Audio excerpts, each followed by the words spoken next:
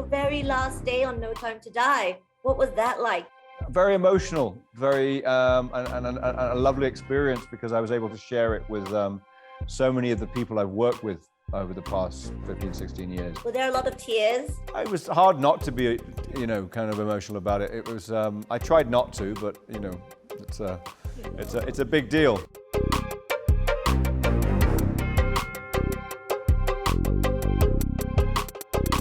Hi, Daniel. So Hello good there. to see you. And good to see you as well. 16 years, 5 films. You're ending it on your own terms. Is it harder to relive it because you guys wrapped in 2019 and you're sort of reliving the bittersweet end now? Oh no! I mean, I think that the world's COVID. That's all I'm going to say. It's like that happened, and everything has to be put in a perspective because it's we all had to deal with other things for the past couple of years. So I'm just greatly relieved that we're here and that it's going to come out and that people are going to see it.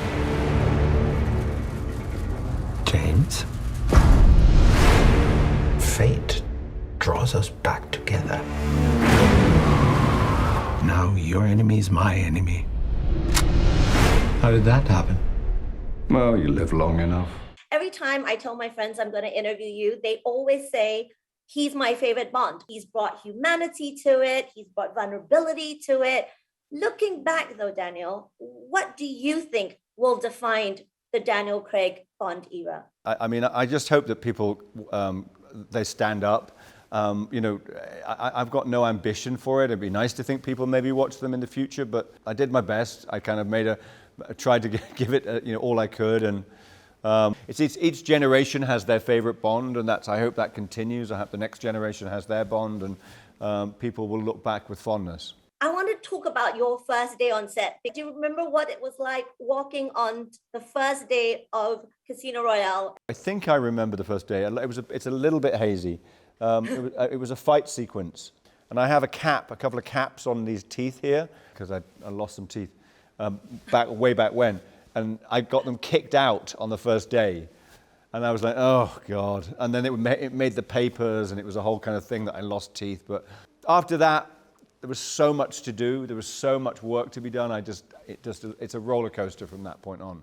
And juxtapose that to your very last day on No Time to Die. What was that like? Very emotional, very and a lovely experience because I was able to share it with so many of the people I've worked with over the past 15, 16 years. So it was, it was very special. Were there a lot of tears?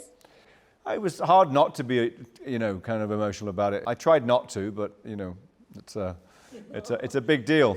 I want to ask, because I know you said you're going to be incredibly bitter when they name the new Bond. But it's a joke. It's a joke. I know.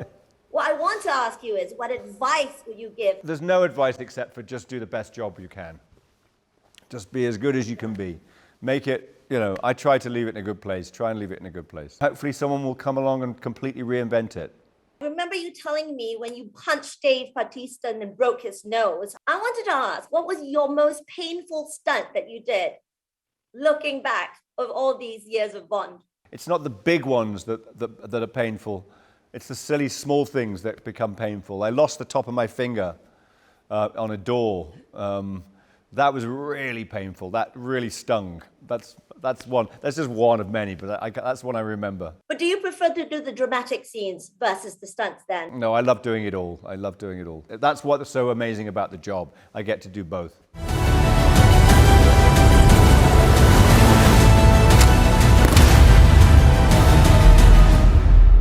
Can I just have one nice evening, please, before the world explodes?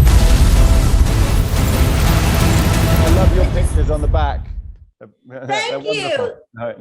You as Bond is just going to go up there next. I hope so.